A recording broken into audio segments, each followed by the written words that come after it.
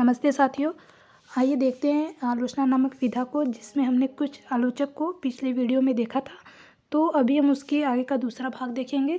तो आइए बात करते हैं शुक्लोत्तर युग के जो प्रमुख आलोचक हैं उसको देखेंगे।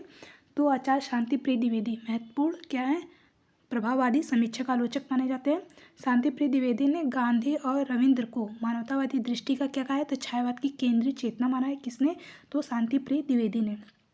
आगे देखते हैं शांति प्रिय द्विवेदी से, तो इनकी जो समीक्षा कृति है, उनकी जो कृति है कौन कौन सी है, तो समायकी है, इम्पोर्टेंट है, हमारे साहित्य निर्माता है और संचारणी है।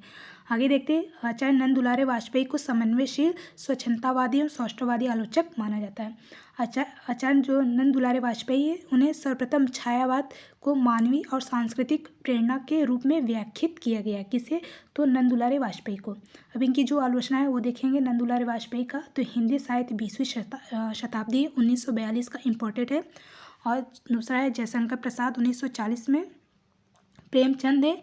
और आधुनिक साहित्य 1950 में महाकवि सूरदास 1952 में, महाकवि निराला 1965 में, नई कविता 1973 में, कवि और सुमित्रानंद पंत 1976 में, रस सिद्धांत है इनका भी 1977 में, साहित्य का आधुनिक है 1978 में, आधुनिक साहित्य सृजन और समीक्षा 1978 में। और जो अगला है वो नया साहित्य नए प्रश्न है, इंपॉर्टेंट है इनका।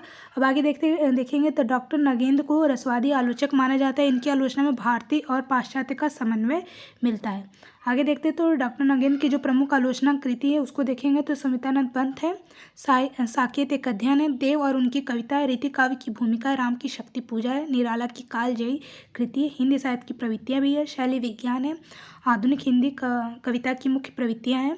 इंपॉर्टेंट देखते हैं तो रस सिद्धांत है, नई समीक्षा नए संदर्भ है, कामायनी के अध्ययन की समस्याएं हैं।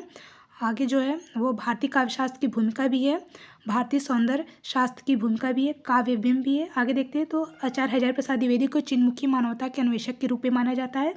और हजारी प्रसाद द्विवेदी को ऐतिहासिक सांस्कृतिक चेतना संपन्न मानवतावादी आलोचक क्या है, आलोचक माने जाते हैं। कौन, तो हजारी प्रसाद द्विवेदी।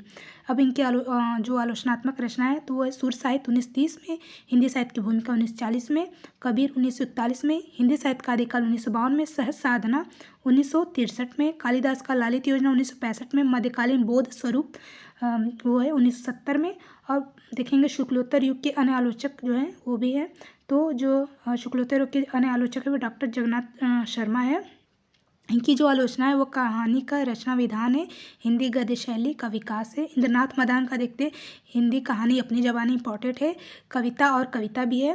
प्रेमचंद एक विवेचन समकालीन आलोचना थी, ये तीनों इंपॉर्टेंट है इनका। इंद्रनाथ मदान का, डॉक्टर देवराज का देखते हैं तो छायावाद का पतन है, साहित्य चिंता है, आधुनिक समीक्षा है। और डॉक्टर देवराज उपाध्याय, इनका जो आलोचना है वो साहित्य का मनोवैज्ञानिक अध्ययन है 1964 में। इलाचंद जोशी का साहित्य सर्जना है, विवेचना है, विश्लेषण है।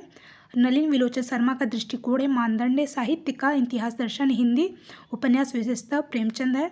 और छायावाद प्रगतिवाद भी इन्हीं का है, नलिन विलोचन शर्मा का। आगे देखते थे हिंदी आलोचना में इलाचंद जोशी को मनोविश्लेषणवादी आलोचना का जनक माना जाता है। किसे, इलाचंद जोशी को। आगे देखेंगे शुक्लोत्तर युग की महत्वपूर्ण शास्त्रीय समीक्षा जो है शास्त्रीय समीक्षा आलोचक देखेंगे तो डॉक्टर भगीरथ मिश्रा है, जो शुक्लोत्तर युग के महत्वपूर्ण शास्त्रीय समीक्षक हैं। तो इनकी जो आलोचना है डॉक्टर भगीरथ मिश्र का, तो काव्यशास्त्र इंपॉर्टेंट है 1963 में, पाश्चात्य काव्यशास्त्र भी इनका है 1988 में। आगे देखते हैं जो इम्पोर्टेंट हो तो वो है डॉक्टर देवराज उपाध्याय है, रोमांटिक साहित्य शास्त्र 1951 में। लीलाधर गुप्त का भी इम्पोर्टेंट है, पाश्चात्य जो है साहित्य लोचन के सिद्धांत है 1952 में। आगे देखते हैं जो इम्पोर्टेंट है तो बात करेंगे शिव कुमार मिश्र का जो आलोचना है, ये भी शास्त्रीय समीक्षक हैं। तो इनकी जो आलोचना है वो मार्क्सवादी साहित्य चिंतन है 1973 में। शुक्लोत्तर युग की महत्वपूर्ण जो अनुसंधान परक आलोचना है उसको देखेंगे तो जो डॉक्टर रमाशंकर शुक्ल रसाल है, इनकी जो आलोचना है वो हिंदी काव्यशास्त्र का विकास 1973 में। माता प्रसाद गुप्त का जो आलोचना है वो तुलसीदास 1940 में। इंपॉर्टेंट देखते हैं तो डॉक्टर लक्ष्मी सागर वाशे हैं, इनकी जो आलोचना है वो हिंदी साहित्य और उनकी सांस्कृतिक भूमिका है। दूसरा जो है आधुनिक हिंदी साहित्य 1940 में। कमल किशोर गोयनका का प्रेमचंद का जीवन 1984 में। डॉक्टर भगीरथ मिश्र का जो है आलोचना है वो हिंदी काव्यशास्त्र का इतिहास 1947 में। आगे देखते हैं तो डॉक्टर धर्मवीर भारती इंपॉर्टेंट है, तो इनका जो है सिद्ध साहित्य 1953 में।